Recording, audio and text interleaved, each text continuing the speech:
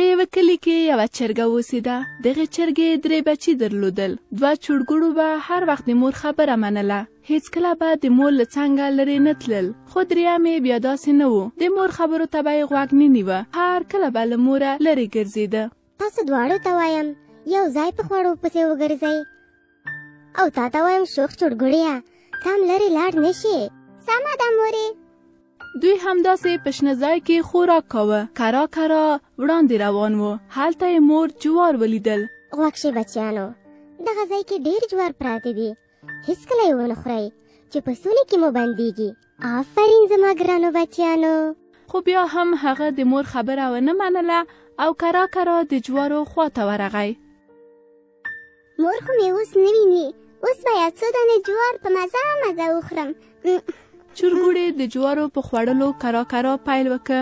همداسې وشول. د جوارو دانه یې په ستوني کې بنده شوه. وایي ولې دې دا جوار وخوړل؟ ما خو یې له خطر نه خبر کړی وې. صبر وکړه چې زه اوبه درته راوړم چې وڅښې. ته صبر. مور یې په منډه د کوچني حوض په خوا روانه شوه. ای د اوبو حوضه، خیر دې لږ اوبه راکړه چې د زوی په ستوني کې مې د جوارو دانه بنده شوې ده. خیر دې زارۍ به درته وکړم. ولې نه؟ خو ته یو ګیلاس راوړه، زه به اوبه درکړم. د دغه کلي یوې زړې ښځې ته ورشه او له هغې نه وغواړه چې یو ګیلاس درته جوړ کړي. زه نو ته لاړه شه، زه همدلته درته ماتله یم. ښه سمه ده، اوس به یې په منډه راوړم. چرګه په منډه هغې زړې ښځې ته ورغله. هغه د ونې لاندې ناسته وه. خیر دی، ما ته یو پیاله جوړه کړه، ثواب به دې وشي. چرګې زړې ښځې ته ټوله کیسه وکړه. ما ته د کیلې یوه پاڼه راوړه چې پیاله ترې جوړه کړم، خو مخکې له هغې ما ناستنه ورکه شوې، هغه راته پیدا کړه. چرګه په همغه ځای کې په ستنې پسې ګرځېده. بیا یې منډه واخیسته تر څو د کیلې پاڼه راوړي. ای د کیلې ونې، خیر دی ما ته یو پاڼه راکړه چې حوض ته یوسم او هغه اوبه پکې راوړمه. زما زوی د جوارو دانه خوړلې ده او هغه یې په ستوني کې بنده ده. چرګې د کیلې ونې ته ټوله کیسه وکړه.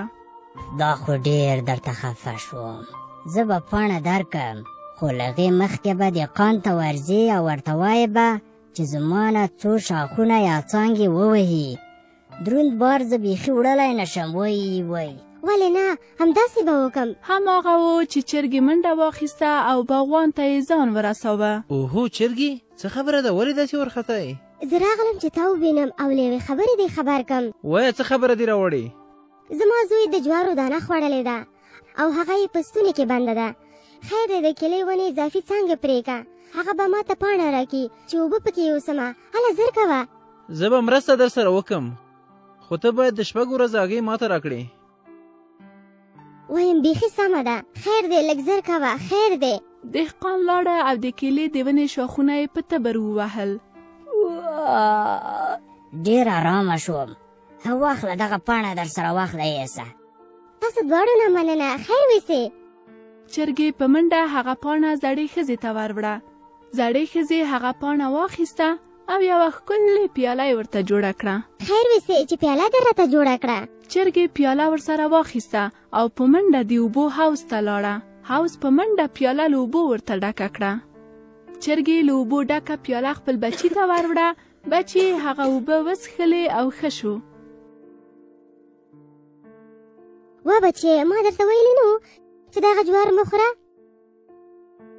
مورې ډېره بښنه غواړم، ما ستا خبرې ته غوږ نه و نیولی، په دې حال شوم. وروسته تر دې چې هره خبره راته کوې زه به یې په سر سترګو منم. مور هر وخت د بچیانو په ګټه خبرې کوي. د مشرانو خبرې منل انسان له لوی جنجال نه ساتي.